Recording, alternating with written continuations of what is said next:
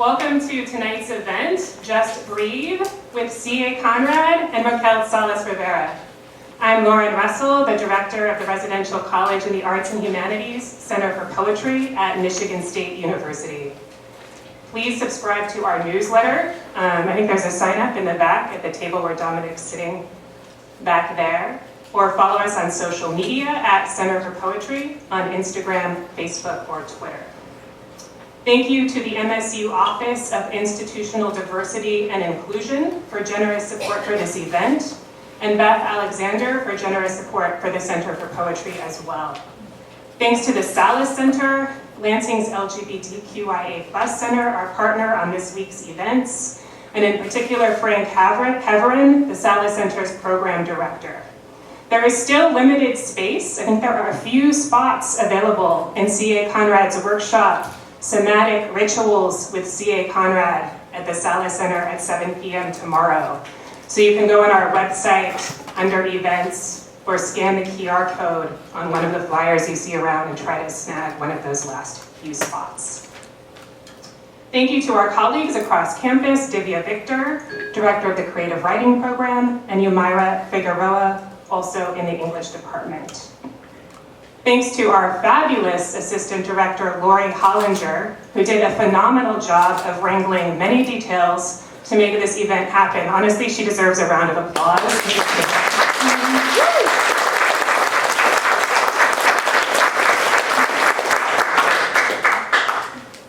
Thank you, Lori. Thank you to our interns, Celeste Rubino and Dominic Stoops, who designed the limited edition broadsides and are providing event support as we speak, and Rachel Iyer, a former Center for Poetry intern who volunteered to help us out in a pinch and is also working this event. Thank you, Residential College in the Arts and Humanities Dean, Dylan Miner, for his ongoing support for the Center for Poetry, and the ARCA Press team of Dylan Miner, Dave Sheridan, and Marcus Fields.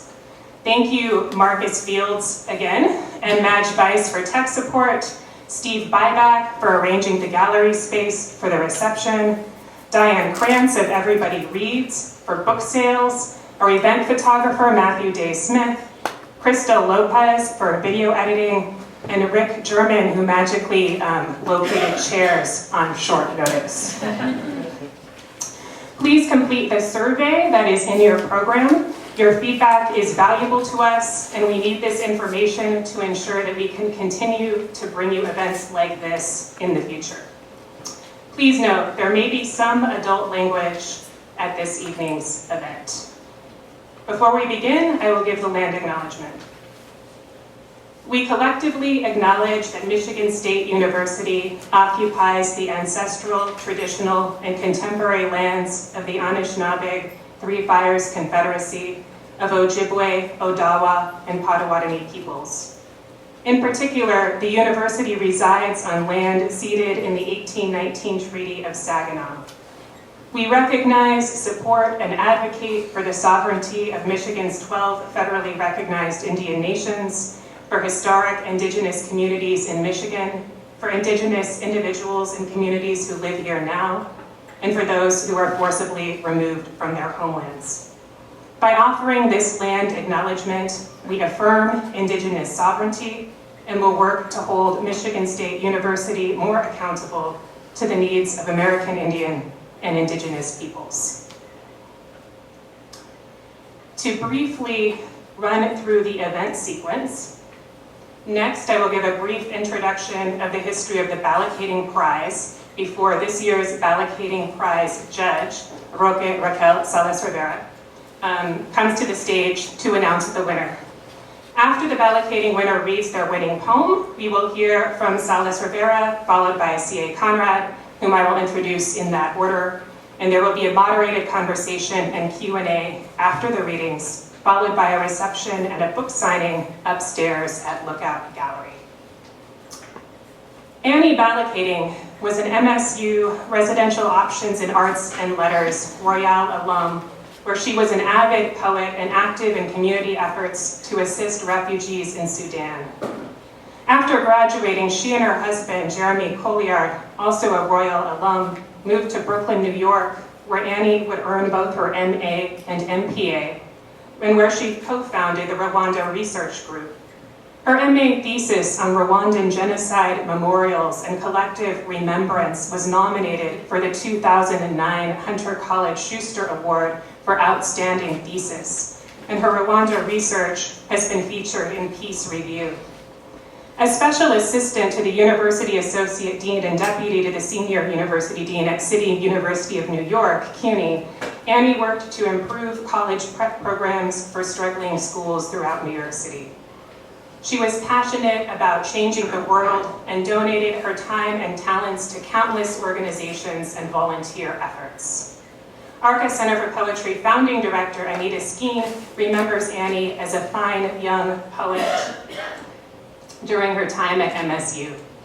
Anita recalls several of the poets in the area, including myself, Laura Apol, the recent Lansing Poet Laureate, retired English professor Diane Wachowski, and a few others formed a poetry group that met once a month to look at our work.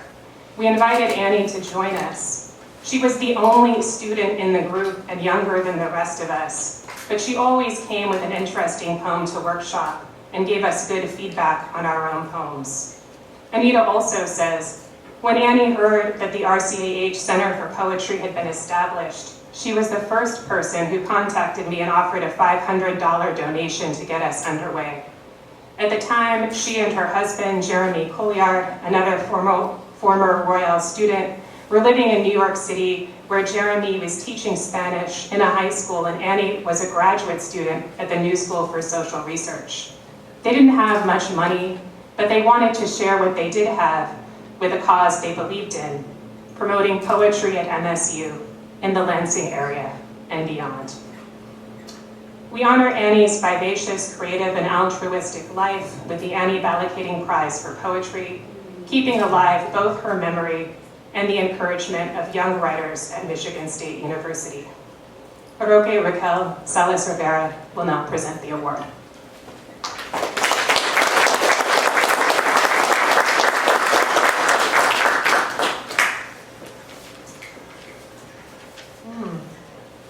Hi everyone, how are you? It is my pleasure to present the Balocating Award to my co-chief for Gold Leaf, a poem whose tight spirals return words tornado-like, tan cigar smoke, trailer mulch, like gold leaf cigarettes stuffed into stanza packs, or like gold leaf packs littered across the dying asphalt on Mill Belt. Where sand, silt, or clay are father's skin, the poem's images throw the materiality of the everyday into relief. I linger on fragments, like when the poet describes smoke plucked from a tan cigar box, jammed between business cards and keys, and empty pens and scribbles on yellow sheets. Offers the image of a man who wears cigar smoke and dog hair, like a neon shirt, or writes of a child spinning an oversized ring on their finger, making spirals of moon and smoke. This poem's music builds like a radio competing with the wind until it fills the page and reader with its entirety. Can Mike come up, maybe? Hi, congratulations. And it's a pleasure to present this award.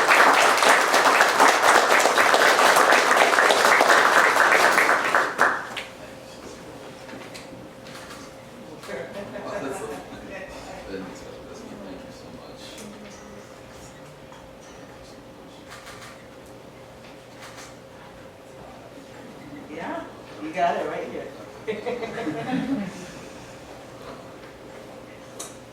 Thank you so much for this award. It is a great honor. What else is there to say? I might as well just get into it. Gold leaf. Neon t-shirts lay along Middle Belt's dying asphalt, sinking into cracked yellow lines, crumpled, dirt-caked, wearing cigar smoke and dog hair, buried in July sun and mounds of topsoil, mounds of mulch that children climbed like tan grass hills a city over, burning in the reflection of those windows, those stacked, melting glass cubes my father drove loaders by, drove trucks by, drove us by, with his neon shirt, his cigar smoke, his dirt smeared along his arm, when the sun had only just climbed over the mulch yard trailer to illuminate his tan skin, his white scars, His heavy ring I'd swing around my finger in a spiral, a tornado ending with the moon and smoke shining against it. Smoke plucked from a tan cigar box, jammed between business cards and keys and empty pens and scribbles on yellow sheets, jammed somewhere in that trailer where I'd run around and spin in chairs, becoming lost in my own spiral, my own tornado, unable to recognize anything but chipped bobbleheads of Ben and Rasheed Wallace, and my hand whisking its fingers inches from my face, pitching sand, silt, or clay into imaginary trucks lined along this carpet's mulch yard, until cigar smoke would enter the room and we'd drive off down Middle Belt with windows rolled down, stars wavering, and the radio louder than the wind.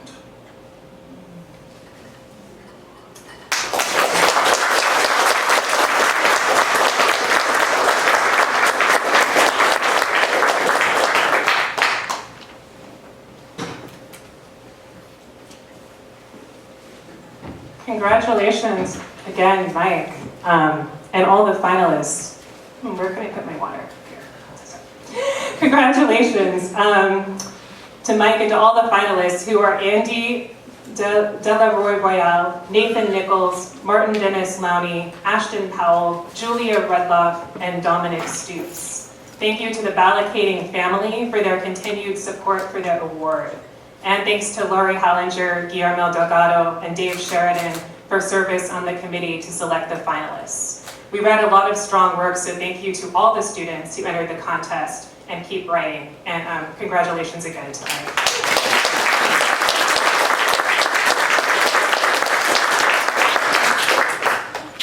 And now I'm going to introduce Raquel Salas Rivera. Raquel Salas Rivera is a Puerto Rican poet, translator, and editor. His honors include being named Poet Laureate of Philadelphia, the New Voices Award from the Festival de la Palabra, the Lambda Literary Award, the Abrogio Prize, 2023 Sundial Literary Translation Award, and the Juan Felipe Herrera Award. His 6 poetry books have been longlisted and shortlisted for the National Book Award and the Penn Open Book Award, among others. In 2022, one of his verses became the title of the exhibition No Existe un Mundo Post-Huracán, Puerto Rican Art in the Wake of Hurricane Maria at the Whitney Museum of American Art. He lives, teaches, and writes in Puerto Rico, where he also works as investigator and head of the translation team for the Puerto Rican Literature Project, PRLP, a free, bilingual, user-friendly, and open-access digital portal that anyone can use to learn about and teach Puerto Rican poetry. When I first read Raquel Salas Rivera's While They Sleep, Under the Bed is Another Country in 2019, I felt simultaneously awed and implicated. While the body of the text, usually a few lines per page, is mostly in English, there is always a footnote in Spanish, which is never a direct translation of the English, but bears some implicit connection to it. For instance, the footnote to treachery as a violation of the contract is "Se me está partiendo del corazón." The footnote to an empty white box, a coffer, or a coffin is "Hola, mi amor." In a book about the aftermath of Hurricane Maria in Puerto Rico, the effects of the U.S. government's woefully inadequate and sometimes obstructive response, and of U.S. colonialism more generally, this distance between the English body and the Spanish footnote is salient, even necessary. I noticed how I found myself navigating the Spanish, sometimes looking upwards, sometimes guessing the meaning of a phrase from words I knew, sometimes using Google Translate. And now, reading even brief excerpts aloud, I have to confront the inadequacy of both my understanding and my pronunciation. The full-page epilogue, entirely in Spanish and positioned upside down on the page, ends, "Un dragón bajo la cama es una forma de traducir cuchillos bajo la almohada." A dragon under the bed is a form of translating knives under the pillow. The distance I must cross to understand the text and the effort I can choose to make or not underscore the disconnect between US mainlanders like me and a de facto US colony like Puerto Rico, and as I live from day to day, not actively trying to diminish that disconnect or confront that reality, I am passively participating in a colonial project I barely understand the implications of and may not condone, but do nothing to resist. The day I first read While They Sleep Under the Bed is Another Country was the moment when I first recognized this.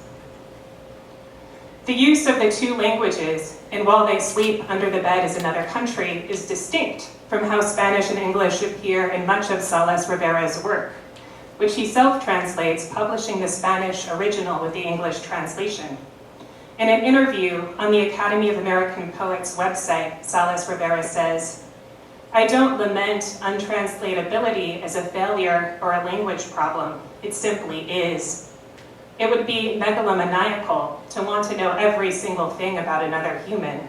Yet so often the attitude of empires is just that, totalizing. I don't want my poetry to play into that idea. If I agree that everything can be translated, then I am agreeing that there is a translation for hangeo that isn't a form of erasure. There just isn't, and that isn't sad or wrong."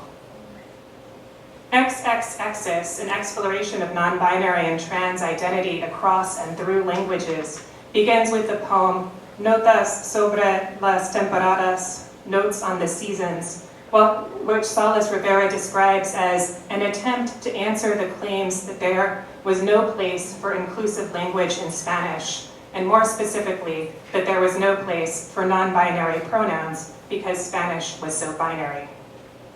The poem includes a letter to the lions in the Mayagüez Zoo. "I know that right now you are lions, and you spend a lot of time in the heat, but when you become snakes, no fence will be able to contain you. They'll have to put you in a glass cage. They call this cage a fish tank. They'll decorate the cage with rocks. You'll no longer be able to roar. But don't worry, when you become spiders, you'll be able to leave the fish tank. You'll climb up to the roof.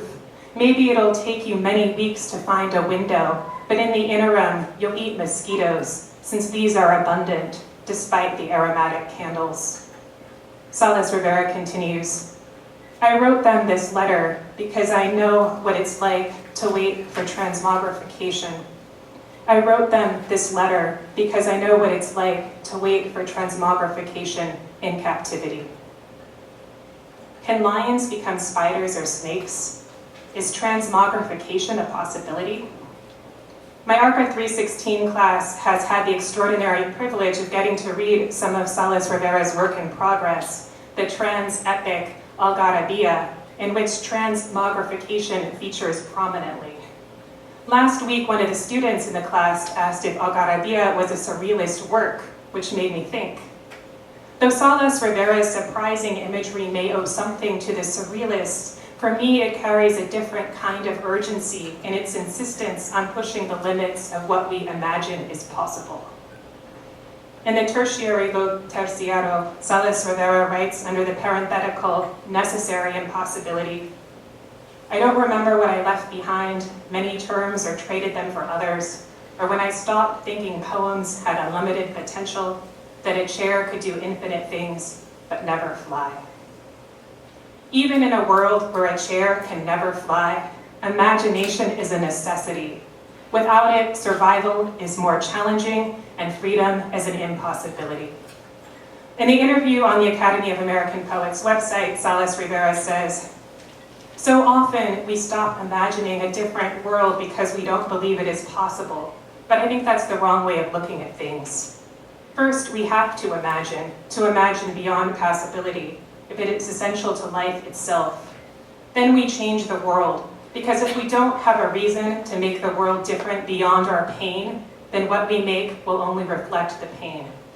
We have to have something to fight for, not just something to fight against. That's part of what poetry should always be. Something to fight for, something worth remaking the world for." It's my great pleasure to welcome Raquel Salas Rivera.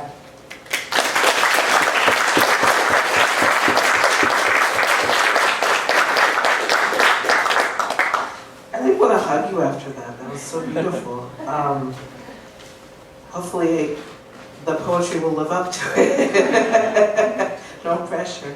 I'm going to read from Algarabía. The word Algarabía comes from un romance, a romance, Spanish romance.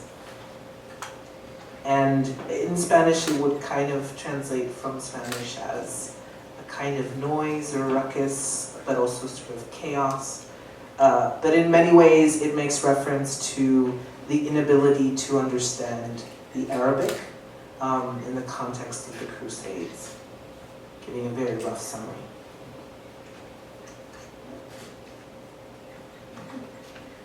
Oh, I forgot to put my timer. Okay.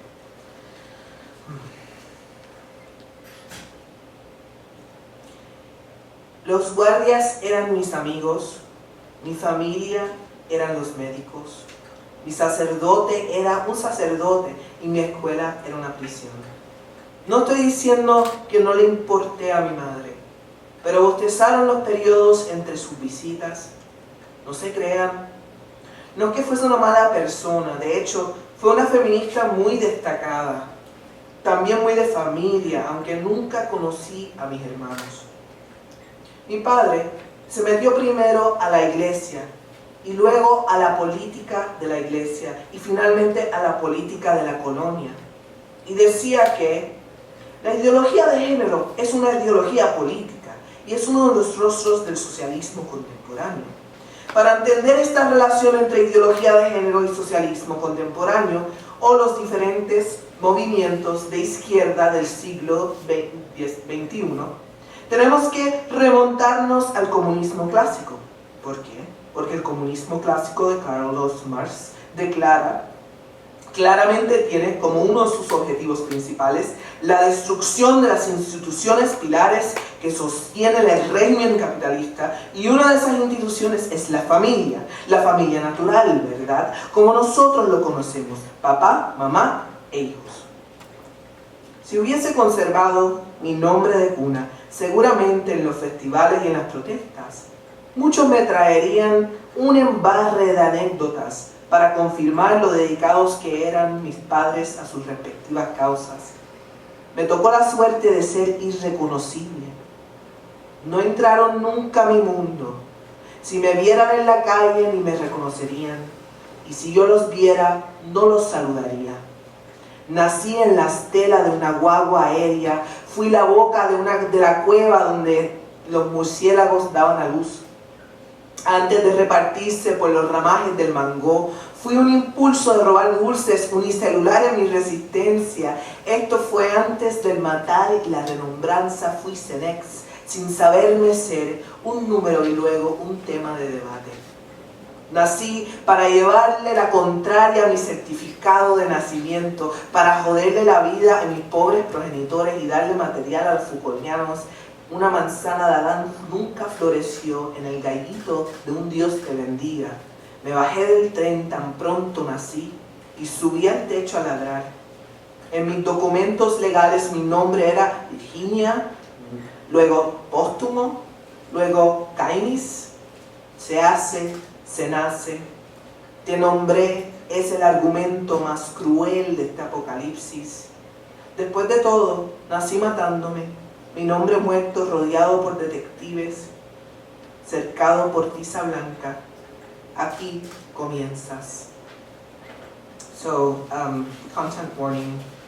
I will use some very little foul language and talk about colonial and gender violence. The guards were my friends. My family were the doctors. My priest was a priest, and my school was a prison. I'm not saying my mother didn't care, but the gap between visits yawned. Don't get it twisted, she wasn't a bad person. In fact, she was a well-known feminist. She was also a family woman, though I never met my brothers and sisters. My father, I'm told, started with the church, then church politics, and finally became a colony politician, saying things like, gender ideology is a political ideology and is one of the faces of contemporary socialism. Why? Because one of the main objectives of classic communism, as defined by Karl Marx, was the destruction of the cornerstone institutions that sustain the capitalist regime. And one of those institutions is the family, the natural family, of course, as we know it. Dad, mom, and the kids. If I had kept my assigned name, I'm sure at festivals and protests people would approach to dump stories confirming my parents' dedication to their respective causes. Luckily, I was unrecognizable. They never entered my world. They wouldn't know me if they saw me, and if I saw them, I wouldn't wave.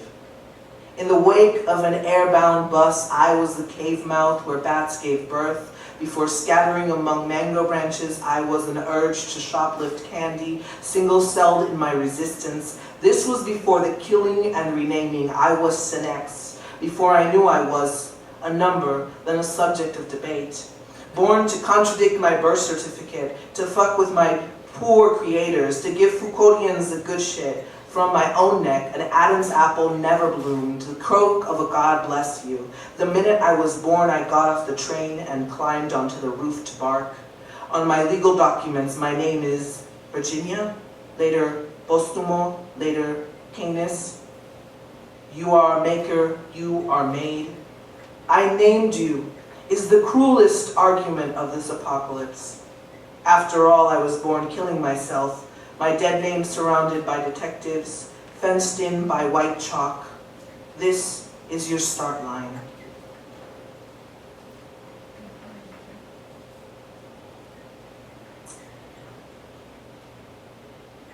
Envié mi nombre y me dijeron así no. Le entregué a los dioses de la vitrina un nombre y fueron atrás para chequear a una oficina alejada de las inundaciones, donde llaman números que nadie tiene. En aquella sala, mi cuarta visita, sentado en una silla atornillada al suelo, tuve mi primer atentado disociativo. Apareció una escena de repente y ya no estaba en la sala de espera ni en nuestra época. Unas piernas cortas y un caballo dálmata, un rayo de relámpago me subió jalándome como si fuese un niño. Era un anciano trans. Aquí estoy montado detrás de un elder. Pocas veces siendo novatos los vemos. Solo una vez, en Poseidón, vi fotos. Era exactamente como lo imaginé. Con sus capas de cadenas, una voz que podía transformar vidrio en leña. Y aquí yo estaba con una persona trans real, que de algún modo sobrevivió cada forma intrínseca y cruda, cada variedad velada y abierta del odio, cada cabrón día entre gente que recuerdan los detalles más necios sobre sus propios géneros y después se espantan si creemos que los cuerpos son tan maleables como el gusto. Aquí tocaba su cuero, apretaba su torso y aquí este elder me calentaba, rescatándome de esta oficina, de estos burócratas que sobreviven, aunque sea reiterando mi muerte, devolviéndome mi nombre tachado, como esas máquinas de refresco que devuelven nuestras monedas de feria. Y mientras cabalgamos en una secuencia fílmica de película de fantasía, se blandió ante un elder una espada, casi limón Jedi, hasta que formaban la misma figura. Entonces vi la inscripción que culebreaba por la hoja. Estas deidades que renombro son dioses de nacimiento, no de derecho, y no nos rebelaremos contra ellos sin decir el secreto doloroso, que yo te llevo hurtando a dioses crueles y que vamos a un Dios que es de nosotros. Cuando finalmente volví al formulario, supe que la travesía sería dura de era, pero ya había visto en esa figura de neón cómo navegar el cielo de la muerte. Procedimiento incorrecto por falta de información. Y volví y lo envié y dale y volvieron y lo devolvieron. Todas las voces rasgaron mi rabia hasta que casi me rendí, pero en cambio volví a enviarlo, un formulario inútil, con toda la información correcta. I sent my name and they said, "This is wrong." I gave the gods behind the glass a name they took back to check in an office far from floods, where the called numbers don't match. In that waiting room, my fourth visit, sitting in a chair screwed to the floor, I had my first dissociative close call. Suddenly a scene appeared, and I wasn't in a waiting room or even in our era. In came short legs on a speckled horse, the most striking rescuer pulling me up by the arm like a child, an elder. I'm riding behind an elder. A rare sighting for the newly minted. Back in Poseidon, I saw photos.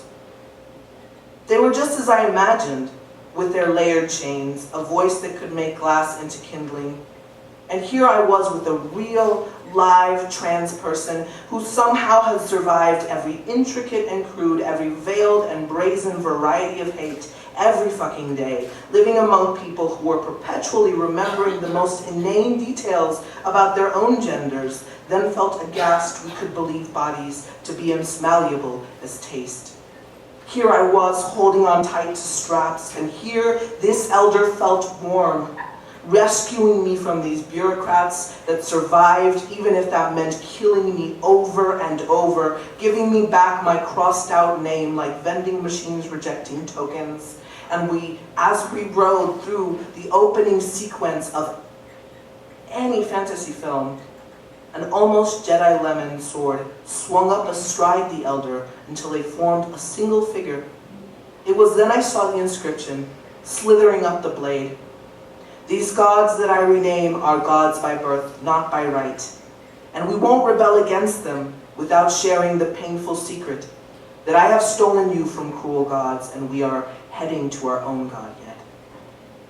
When I finally returned to the form, I knew the journey ahead, dura de era. But I had seen in that neon figure a way through the sludge of death. Incorrect procedure due to missing information. And again I sent it exactly as before, and again it was returned. All my voices tore at my rage, until I almost gave up. But instead I sent it again, a useless form with all the right information. Los ingenieros parecían nacidos de huevos, de un bulldog que velaba el bosque de bambú y palmas, donde anidaban gallinas y soñaban con ser aviones, porque los aviones vuelan. Cuando caían sus plumas era sobre una tierra tan antigua como el primer huevo, y la quebraban con su peso emplumado, con su pisada primera de gallina que vino antes que el huevo, que vino antes que los ingenieros, que calculaba, medía y grababa edificios a las plazas, bajo el presupuesto del reino del alcalde. Muchos fueron los pueblos a donde migraron las gallinas durante la época, donde no había más maíz. Migraron para pararse en la fila lenta de un café, con solo 2 empleados, y era hora de mimir.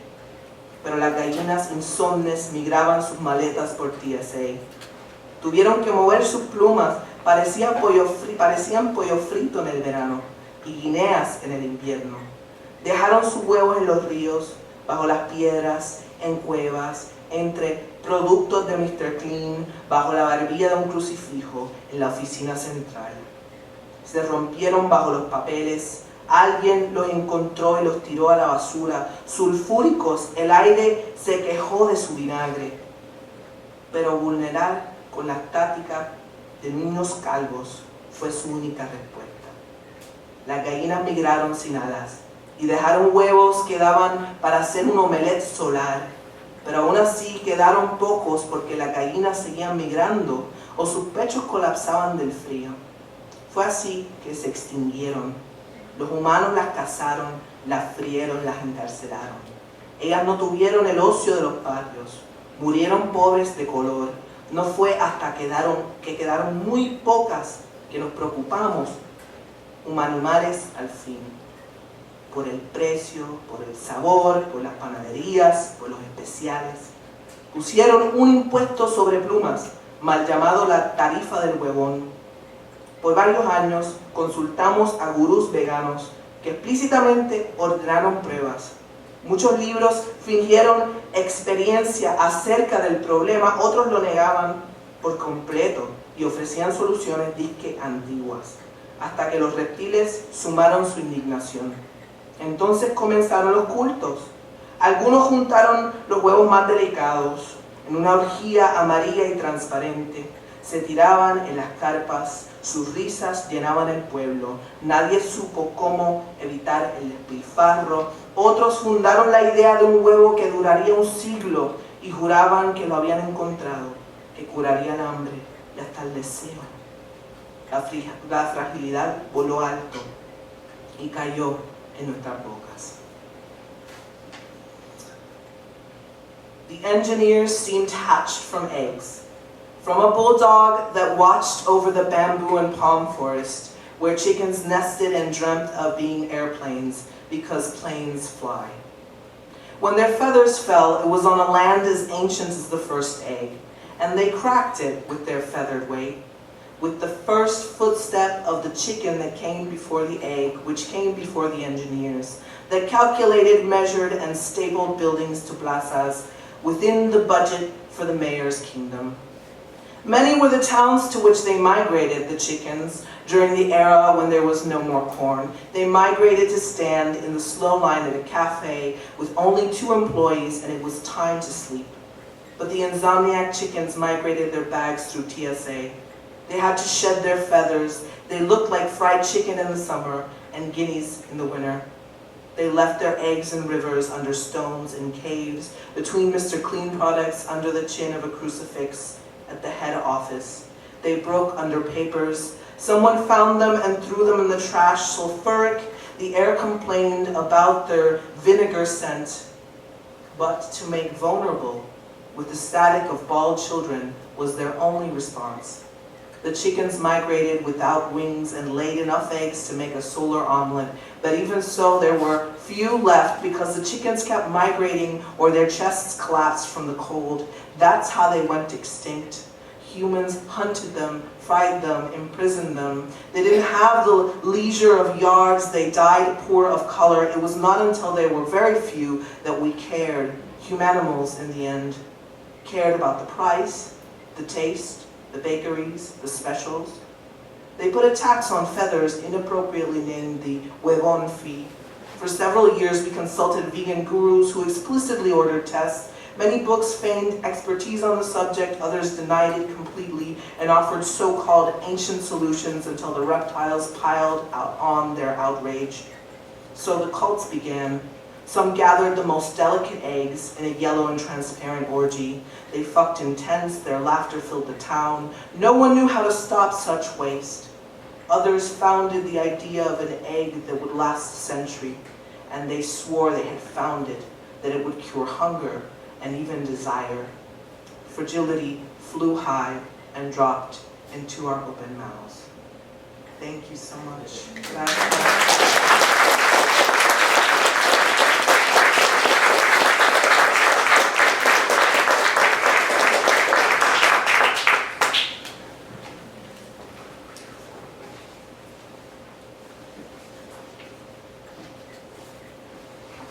Thank you, Roque. Can we have another round of applause?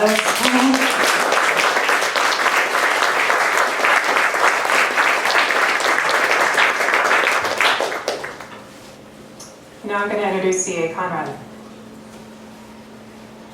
CAConrad has worked with the ancient technologies of poetry and ritual since 1975.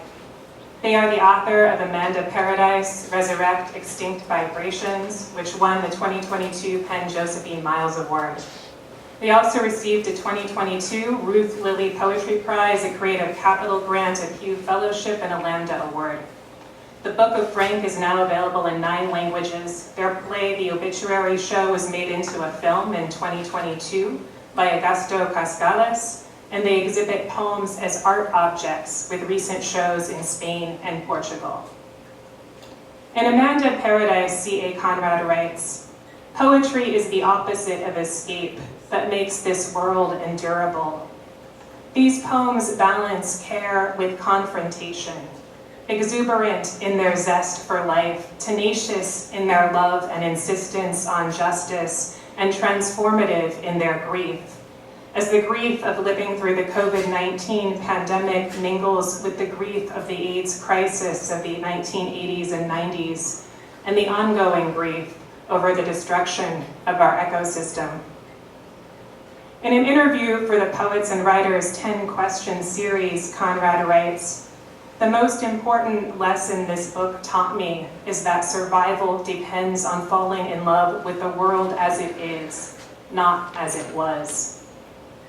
In shaping their poems, they listened to a call to resist the left margin, writing in 72 Corona Transmutations, a long poem at the center of Amanda Paradise. "I know my poems by their shapes and have felt their edges in my dreams, the side of a poem rubbed against my cheek like a bone comb or a lover's toe. These poems have been shaped with loving care, carved out of language. But CAConrad's work also reminds me that a poem can be a material object in more than one way. On my wall at home is a limited edition 2010 CAConrad broadside that has traveled with me from apartment to apartment, city to city, state to state over the past 13 years. The broadside reads, "Poets refine money." Do you remember this? "There are thousands of Americans every day who are looking for a safe place to invest their money. Poets are the best source for removing negative charge from your wealth and raising the collective conscience of the planet. You can change your life forever by sponsoring a poet today. CAConrad is one such American poet, serious about making poetry a lifelong quest, ready and willing to refine your money. If you are interested in sponsoring this poet, call or write to CAConrad with contact info included. You won't believe the difference a poet will make." The Poets Refine Money broadside is seriously funny or humorously serious. It also directly interrogates poetry's place in the capitalist machine. In the 2014 book, Echo Deviance, Somatics for the Future Wilderness, Conrad describes the origins of their somatic poetry rituals. Growing up in a rural factory town, they watched how the factory divorced their family members from their sense of their essential selves as artists. Decades after leaving their hometown in Philadelphia, CAConrad attended a family reunion where conversation about the factory prompted a revelation. They write, "On the train home, I had an epiphany that I had been treating my poetry like a factory, an assembly line, and doing so in many different ways, from how I constructed the poems to my tabbed and sequenced folders for submissions to magazines, etc. Conrad experienced this epiphany as a crisis necessitating a radical change in approach." They write, "One morning I made a list of the worst problems with the factory, and at the top of that list was lack of being present. To counter this mechanized theft of the ability to be present, they began to create rituals that generate an extreme present." 12 of their somatic poetry rituals were featured in a recent issue of Poets and Writers. My favorite is number 9, Blue Spiral. Whenever you see the color blue, dip your finger in water and draw a spiral on your forehead while writing poetry. Concentrate on the spiral slowly evaporating. The sense of being present CAConrad brings to the somatic rituals is also evident in their life as a poet off the page. On the 3rd anniversary of the US invasion of Iraq, they decided not to cut their hair for the duration of the war so that they'd have to live with the war over years, a lengthening weight on their body. For 7 years, they lived on the road, crisscrossing the US to teach and perform and bringing people together in surprising ways. Around 2015, when I was living in Madison, Wisconsin, Conrad convened poets from disparate local poetry communities and facilitated a difficult, nuanced conversation about our community and our role as poets in it, a conversation we had never had before. Then, as I recall, they convinced some of the poets present to read poems at the state capitol at a time when education in the state was under attack. I didn't go to the capitol, so I don't know what happened, but many of Conrad's somatic rituals involve actions such as this, an invitation to poets to become fully present by putting ourselves in a situation we would not be in otherwise, and watching what unfolds. In the interview in Poets and Writers, CAConrad refutes the age-old poet's cliche that we arrive at our best work through pain or depression, which they describe as a long-standing belief among poets that has cost too many lives and destroyed entirely too much potential happiness. They go on to say, "We live our lives with our list of daily routines, from washing our bodies to obeying traffic signals on our way to work. There is so much to remember to get through the day. When tragedy disrupts our routine, suddenly all of our attention is centered on that lost. It is in the focus of loss where many believe they can write better. Focus is the key word. It is crucial to learn that the focus of depression helps us write, not the depression itself. After we finally understand this, we can see how we can orchestrate any focus we want, to write whenever and however we want. Somatic poetry rituals have given me eyes to see the creative viability in everything around us for the poems. This charge to see the creative possibilities in every experience, every action, every moment, every feeling is one of CAConrad's great gifts to poetry and to the world. It's my great honor to welcome CAConrad.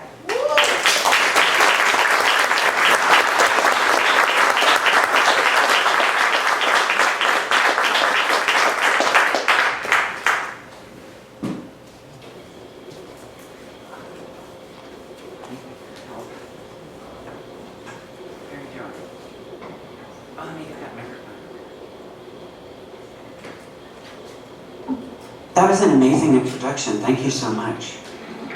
And Raquel, that was incredible. Thank you for everybody for making this possible. I'm really excited to be here.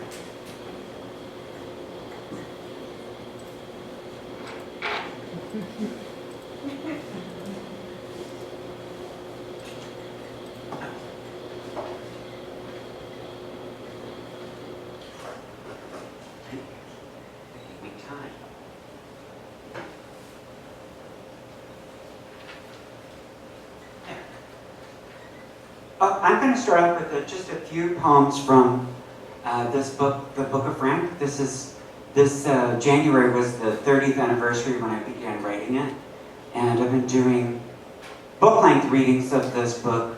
There's going to be 9 of them.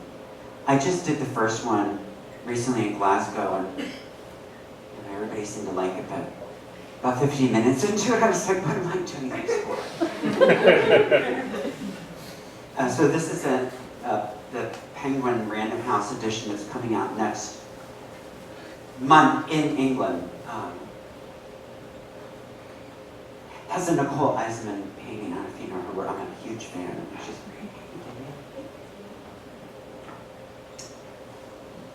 Frank hated the night miscarriages kept in jars of formaldehyde. Mother burped each one, spooned peas against the glass. She wrapped them all at once in her arms in a room for Frank. You are too big for a jar, my child. You'll betray me the rest of your life. Father was drunk and yelling, and rule number 9, everybody dies. Upon hearing rule number 9, Frank suddenly forgot all other rules. Frank grew crows for hands. It was a difficult childhood. At dinner during prayer, his crows flapped excited in the name of the Lord. Frank, keep still, Mother hollered. Did you wash your crows? Did you wash your filthy, stinking crows? When Father died, Frank was found straddling him, his crows picking the 7 gold fillings. It's an awful book, really. It's like a composite of a lot of horrible people I've known. Like this one, so back in there was this, I don't know, I'm just going to tell you this. He's not here. There's this, I don't call him a friend, he was an acquaintance, friends of friends. When you'd be with other gay men in the 80s or 90s in particular, and all the straight people are gone and all the women are gone, the most violent, fucked up, misogynistic things would be told. And this one guy, Kevin, I wrote this for him. I was like, here, and when he was in the audience, I was like, this is for you, Kevin, the big vagina coming to eat you. Frank saw a giant eat a park bench with her vagina, drink a swimming pool with her vagina. I saw her swallow the baby and spit out the crib, Frank said. He tiptoed past her snoring uterus one night and heard a few familiar voices cry out. Would you sign my book, Mr. Poe? Frank asked the pile of bones amid shovels of dirt. Why, certainly, young man, answers Frank in a different voice. That's enough of that. So, I've been doing these, I don't know, I just wondered a little bit. So I've been doing these somatic poetry rituals since 2005. And this is, I want to start, I'm not going to read too much from this latest book, but I want to read a little bit from this. So this is the book where I went to all 50 states to write this book. I swear to get the Creative Capital Grant. And I would lie on the ground and flood my body with the field recordings of extinct animals. We've lost 70% of the wildlife on this planet in my lifetime. I'm almost 60 now. And so to lose 70% of the wildlife is extraordinary. And that 30% that's left behind it's not like it's halted, it's disappearing. So I thought, well, I want to think about ecopoetics in a different way. You know, a lot of ecopoetics is, some people think ecopoetics is nature poetry, which is fair, but it's not. It's a concern for this very delicate gossamer holding everything together. But instead of just thinking about the degraded soil, air, and water, I wanted to think about vibrational absence. When a species leaves the planet, they take everything with them. Not just the sounds we're used to, but also heartbeat, breath, everything is gone. And we fill it in with the din of humanity. So I flooded my body with these recordings. Can you hear me? Okay, there it is. It was just me. This is the blanket that I used. This was made for me by the Pew Foundation. It's an excerpt from a manifesto I wrote. I don't like manifestos. This is like an anti-manifesto manifesto called the Right to Manifest Manifesto. Manifestos are made by very bossy people like Andre Breton, who just annoys me. Okay, so this is the opening poem. Golden in the morning crane our necks. In a past life, I was a little fish who cleaned the shells of turtles. A dream helped me remember their deep voice of thanks. Many nights I heard sharks waiting for the tide to draw me near. When the calendar runs out, it feels lucky another awaits. All I have ever wanted was to forge the English language into a spear and drive it into my heart. Between leaping and being shoved, no lonelier place to put my faith for the swinging motion inside the dance we share. Don the extraordinary suit for this ordinary day. Take our time studying trees to imagine the nests we would build if we were birds. I ask all you talented people spending many creative hours perfecting killer drones, guns, and bombs to please know we are waiting for you on the other side of art and the no-kill zone. There were 9 ingredients. I'm just going to briefly tell you the second one, and then that's all I'm going to say about what I did. Well, actually, I'll tell you a third one. I would leave little postcards in Bibles in hotel rooms, or in coffee shops that would say, here, write to this animal. And that would be me replying back, of course, and having this contentious relationship over the internet. Here's the birds, these are the seeds I used to eat. And then I get around saying, hey, I'm exterminated because of you. How do you feel about that? But so this is a case where I took these copper water bottles. They're highly conductive, copper, and filled them with equal amounts of amethyst, carnelian, and rose quartz, and then water, and buried them in Minneapolis. Took months to set this up. Memphis and Cheyenne. Minneapolis, because it's a very American word. It's the Lakota word for water infused with the Greek word for city, water city. Memphis is named after the much fabled ancient city of Memphis, Egypt. And Memphis, Egypt sits right at the mouth of the Nile, taking all of that energy. And there were these ceremonial magicians that would work there and send the energy west to Giza, which was just not that far off. Memphis, Tennessee sits at the jawbone of the Mississippi. 323 tributary rivers hit that river before it gets to Memphis. The power of it is incredible. And somebody has erected a 40-story glass pyramid on the shores of the Mississippi right there in Memphis, overlooking Arkansas. I'm assuming an homage to ancient Egypt. But I would go, and then there's the fourth one, which is in Omaha. That's the seat of the grid. Omaha is where I would sit when I'd be crossing. Oh, and Cheyenne, Wyoming, named after the great nation of Cheyenne. And the person who introduced me to crystals when I was a teenager in Philadelphia was a trans woman named Peppy, who was Native American, who died of AIDS a few years later. And anyway, she had a sister who lived in Cheyenne, and she hoped to see her before she died and didn't get a chance. So I thought, well, Cheyenne surely will be part of this triangle. And then Omaha is where I sat. And I would sit on top of the bottle in Omaha and face with a compass Minneapolis first, and then eat a little bit of dirt from the Minneapolis location, and then listen to an ambient recording. And then write. And then go Daysel with the sun, Memphis, Cheyenne, and then do it 2 more times. I love doing it. And then when I was finished, I dug all these up. You have to pretend you're not, planting landmines or something, because people are so freaked out in this country right now. But it's crystals. Crystals for writing poems. And I left them on her doorstep where she lives in Philadelphia. So when the coronavirus hit and we were in lockdown, I took the ritual inside. And it was impossible for me to not think about AIDS. I mean, I lost half of everybody I knew to AIDS in the 80s and 90s. So of course it came up continuously. I'm just going to read a handful of those, that part of the book. For years after friends died of AIDS, they still danced with me in my dreams. Did survivors of the bubonic plague dance with their dead? Who will dance with whom in a year? Let's keep safe, dance together in person.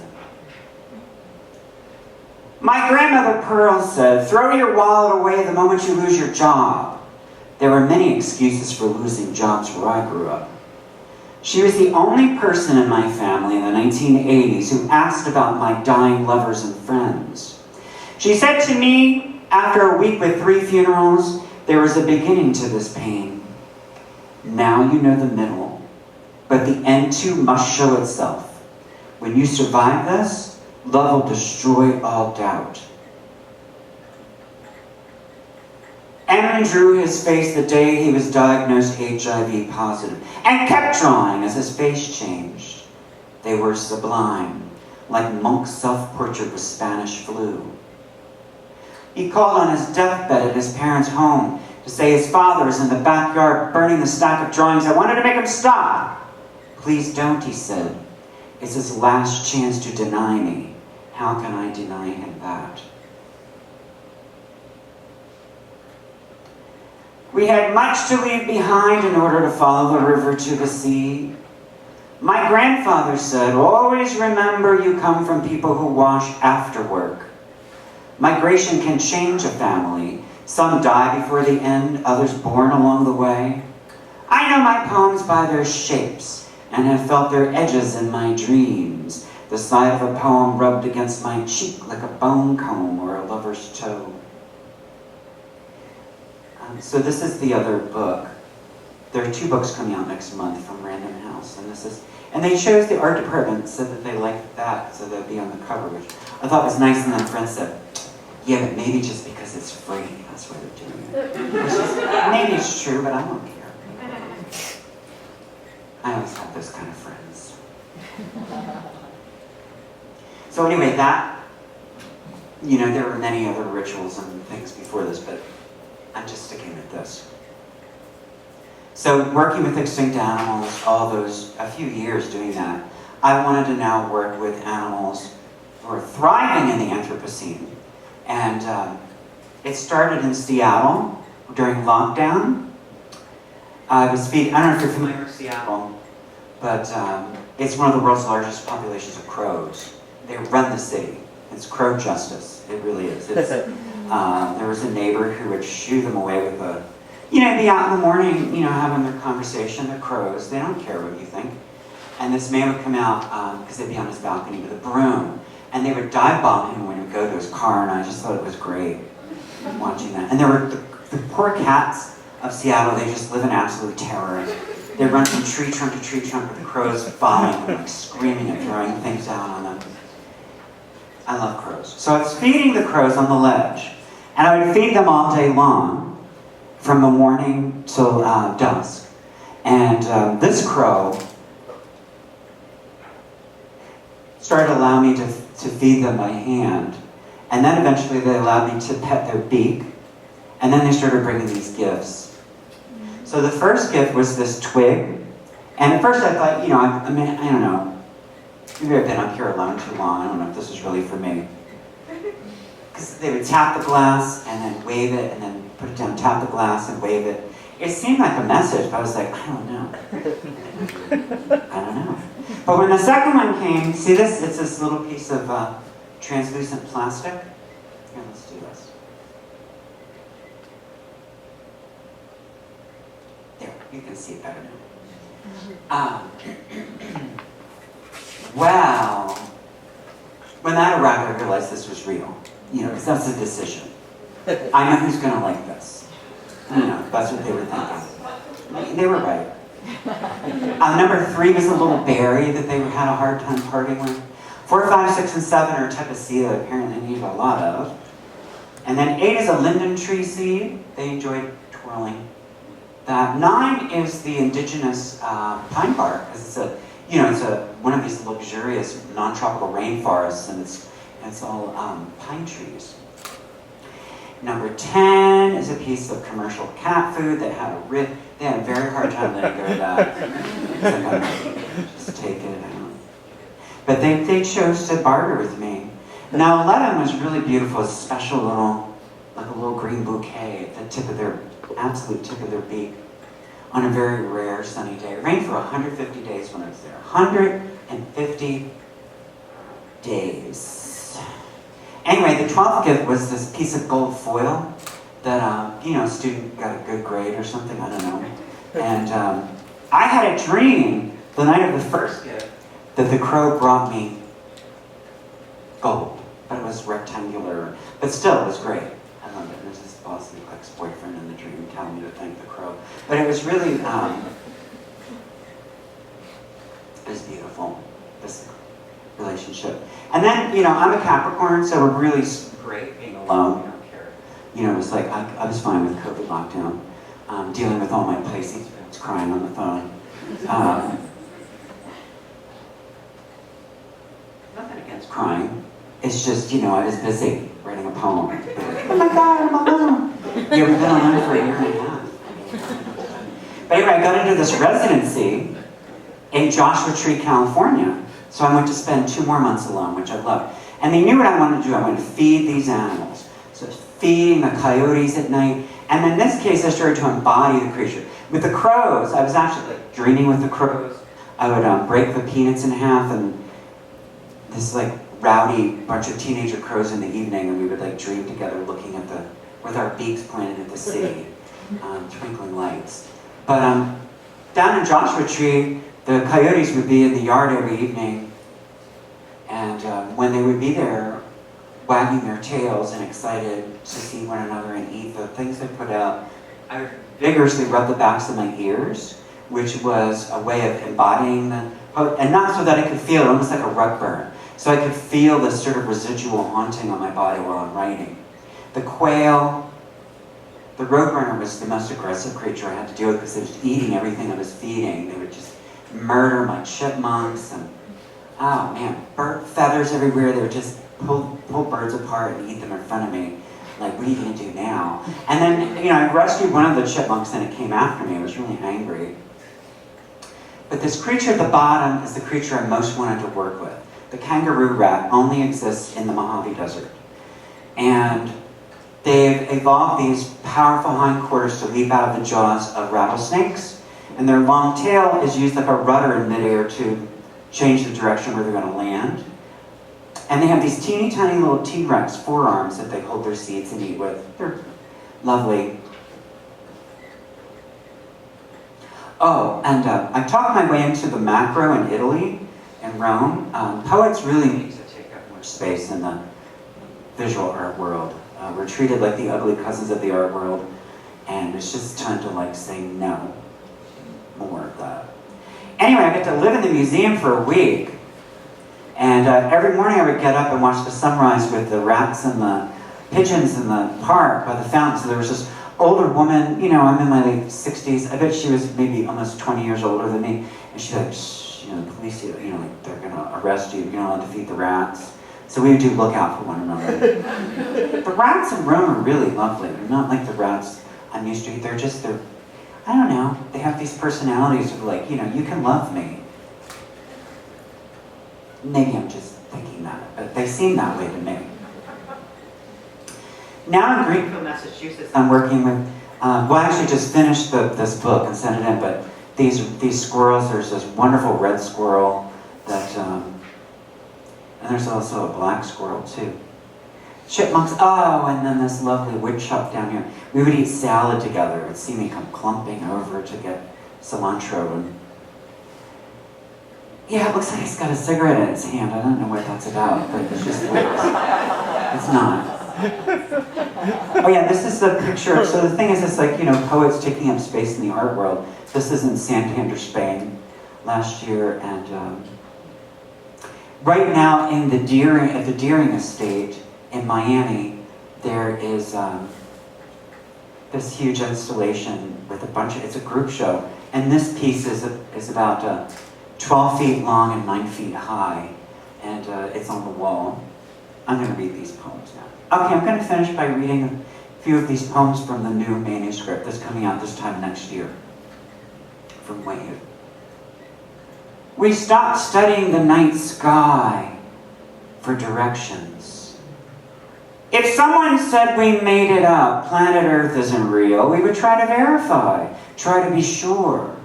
Critics are the evidence we do not trust ourselves. Your imagination is asking for parole. What is your verdict, warden? Try to always remember the calendar made of light our ancestors followed to pass the year. To desire the world as it is, not as it was, falling feather attaches to new life. For a moment, when the hammer approached, we thought, is that thing coming this way? We are the fractal. Drop to hear our own harmonics and the muffled underground hum of seeds. Thumbing through calendars of the future till touching a year out of reach. Me a ghost, you a ghost. Another poem dedicated to the great vanishing trick. We build muscles, organs, bones at separate tables of our favorite restaurant, chewing to motion kept to the tides. Part of this forest tastes like the man I love with an actual number of nails holding the bedroom together. Other days when we died where we thought we became the forest. My car never intended to be a meat grinder, another face going under the waves. We felt awful after hitting the deer. We made love and slept with one of his antlers between us.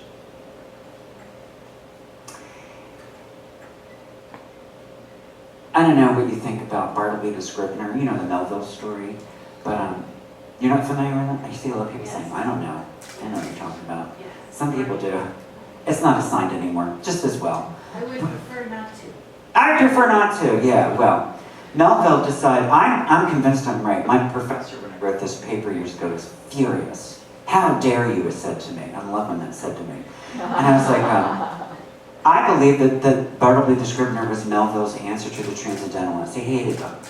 He worked on Wall Street. He went on boats with men hunting whales. He didn't want to hear about like Walden Pond and all that.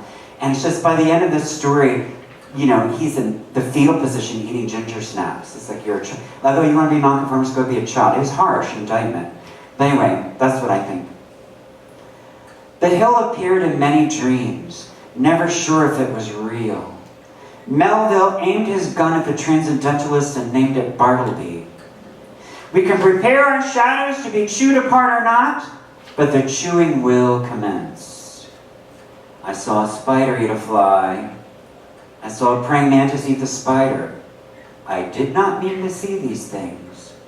The spider caught my eye. Then the spider was gone into the green body. We begin to discern waning time as seasons through our organs.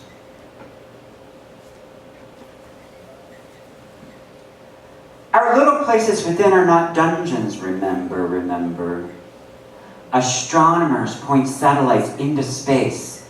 The military points them down at us. The inverse relationship between love we offer and what we give. This on and off button is another opportunity to believe there are only two choices. This too must end. Our first lightning strike was convulsive. We felt sad after our violence, for our violence after exterminating wolves and bison. We do not need a doctor to say, dance, dance, dance before the song runs out. Learn how to live so wilderness never becomes mythology. We put them in parks to be wild on purpose. A museum of fur, fangs, and hooves.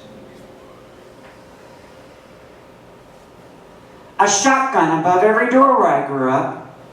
I did not mean to get her ashes on my shoes. I will wait to walk in the rain, refusing to exert the stress of time. Everyone envied everyone's shotgun behind their backs. Our favorite game when I was a baby was to throw me off the roof, then run downstairs to catch me. Oh, how we laughed. Thank you.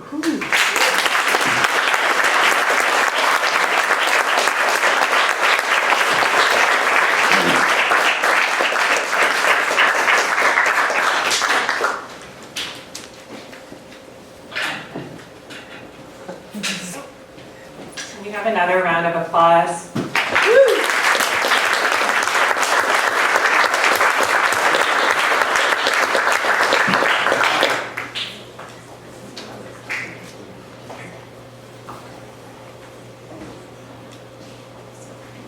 So we're going to have I know you all probably have questions.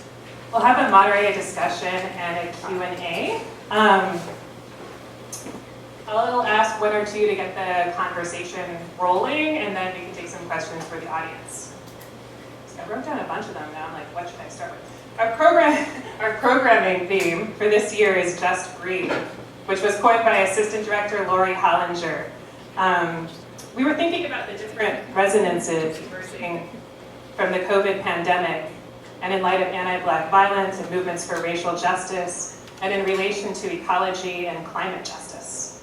And I started wondering what it means for poems to breathe. How do you both see breath in relation to your work?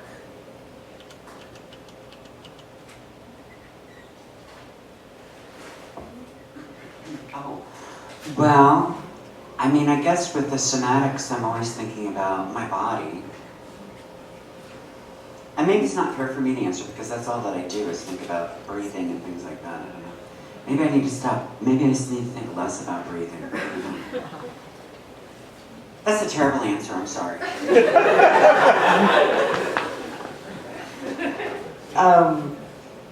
I think about breath and I think about laughter sort of at the same time. I think for me it has felt like a kind of breath to find laughter, not just in the pandemic, but after moving back to Puerto Rico to sort of, there's just so much grief and so much change, and to really think of what it takes to be alive in this world as a trans person. Sort of passing the average age of life expectancy for a trans person. Like what I would need to stay alive. And I think the answer I found was laughter. And I think that felt like a kind of breath. And in order to have laughter and joy, you have to sort of make room. You have to be able to defend it. It's funny how serious people get about poetry. And even though it's very serious, it should also be like there should be joy and pleasure. And I think I've come back to that. That sort of reminds me of what you said about imagination. In that interview I was reading about the significance of poetry having something to fight for in imagination and poetry. And I was struck by one of your poems, CA, said, your imagination is asking for parole. How are you thinking about imagination and the power of imagination in your work, both of you? Well, I use that statement in that poem because it's, we're living in this culture that is just designed to annihilate the creative impulse. Because you're supposed to be consuming other people's creativity. You're supposed to watch Netflix all night long until your nose bleed or whatever.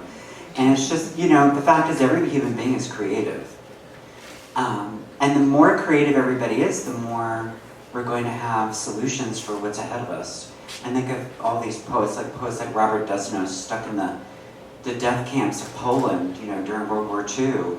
And he was writing his poems because he was studying the guards. And then when he needed it the most, when the guards were going to gas him and his other fellow inmates, he was able to do this spectacle because he was studying the guards as a poet. We're great observers. And he was observing the way they were protecting themselves from what they were doing to the prisoners.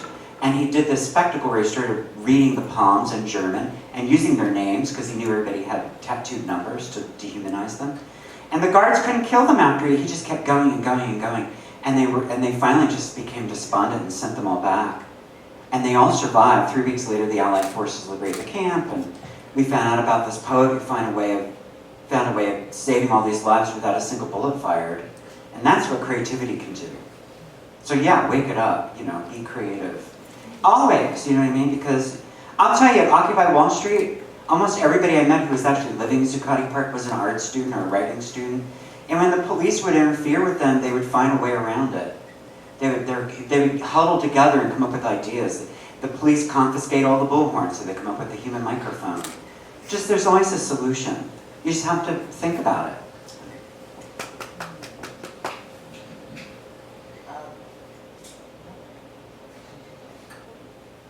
I'm trying to think. I think like CA said it incredibly well. I feel like I'm like, that was a bad answer.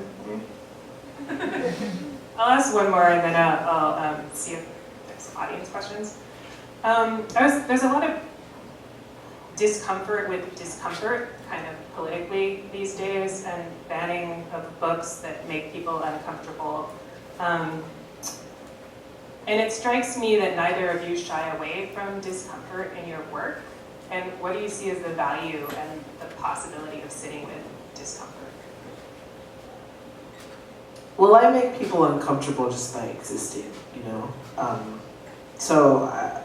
I remember sitting there and working on what I work on, which is digitizing poetry and there's a meeting that's about to happen in the library, and this woman genders me first as male, and then corrects herself, and then changes, and is sort of freaking out about it, And I'm just like, no, you're good, And it's just like, it happens so often, right? And a part of me, I've grown into deriving such joy out of that discomfort, because in a way it's the space I want to occupy. But on the other hand, it's a very dangerous place to live, when you worry about, what bathroom to go to because it might out you, and someone who is reading you in one way suddenly will realize you're trans, what that might mean. And sort of like in a context where we're being killed in so many different ways. So I feel like, for me, my existence, I feel like I'm chill, but even just being, right, is very uncomfortable for others. So it's kind of strange because I don't know. I've started to stop worrying about whether or not other people are comfortable, because no matter what I do, they won't be.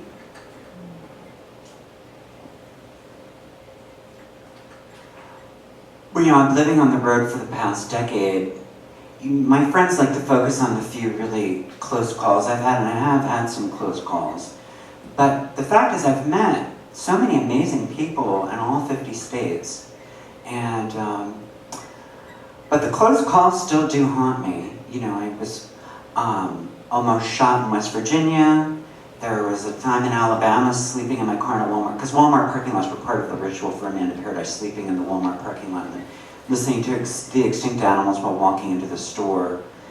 Studying the topography. There are 9,500 Walmarts in the lower 48 states. It's, only 50 states. But you can sleep in their parking lots for free, which is nice. But they just want you to buy stuff in the morning, really. But I don't mind.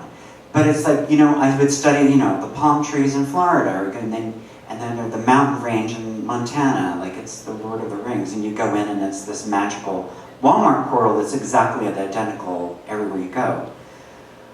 But yeah, these young men were surrounding my car at 3 in the morning, and they're about to smash the way in. But my mother and I lived in a car when I was really little, so I follow her rules. You sleep in the driver's seat with the car in the key in the ignition. You have to go forward. You can't have to back out. And full tank of gas, all that stuff.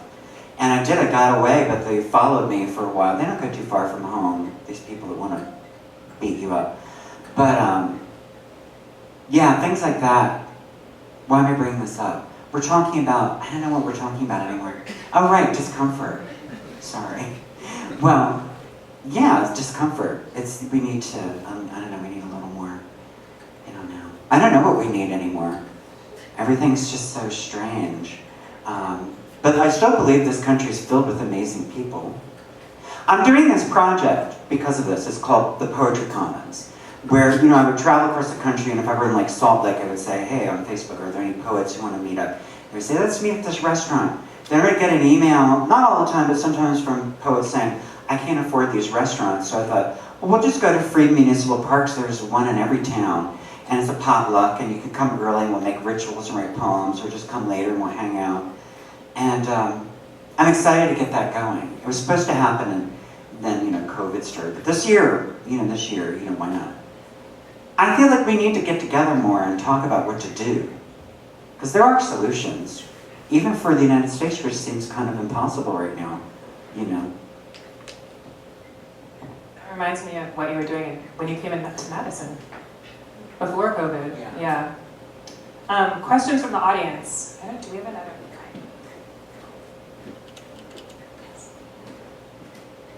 Anyone in the audience have a question?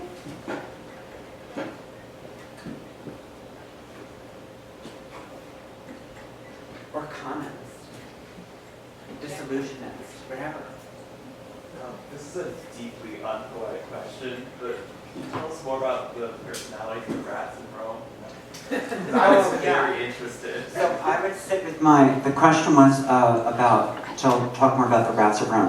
I would sit at the edge of this fountain with my shoes like this, with them pointed up on my heels, and they would come right up to my shoes, and put their little feet on the edges of my shoe and sniff the berries and the nuts that I was eating. And I just loved it. It was just so sweet, you know, and their whiskers. And the thing is, this woman that I was feeding the raspberries, she would go and pet them and pick them up and hold them. I wasn't doing that. I wasn't doing that. I don't know. I don't know why. I just couldn't do it. I liked them, but I didn't want to, like, cuddle. I love that answer. Any other questions? Comments? Flights of fancy?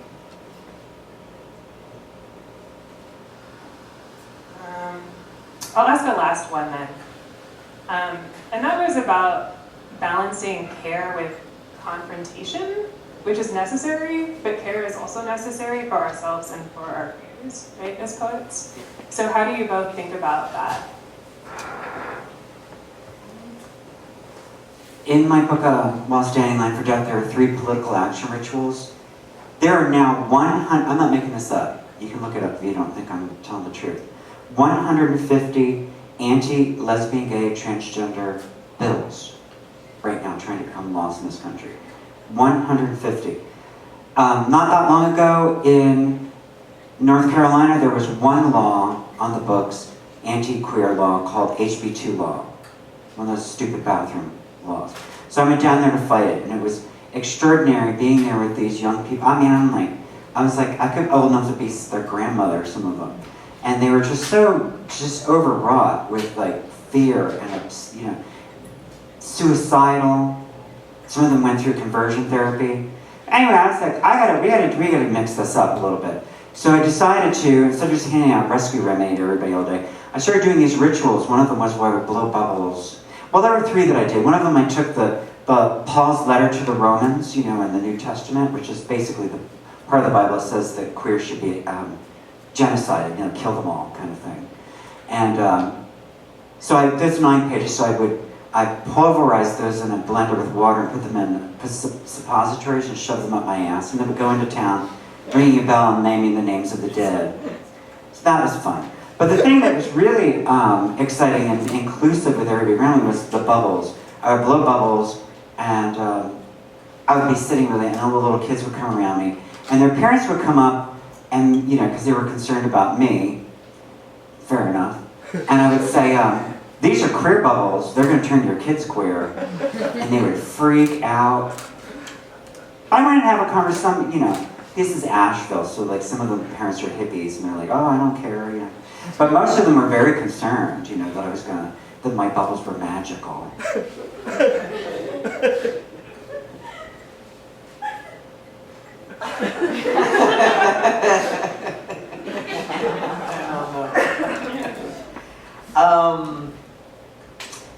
Care, I think, is harder than confrontation. But that's for me. And so I think working on care in the last few years has meant trying to understand what that even is, right? Because if it really is care, it goes beyond myself. And in a context that's so isolating, and it's so hard on queer and trans people, it's hard to think beyond taking care of oneself and sort of just surviving. So I think part of it has been learning that in order to survive, we do have to rely on each other more, and that even if we have few resources, we have to share those.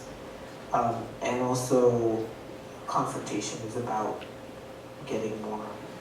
But without care, it's just, we'll give out if we're confronting without care.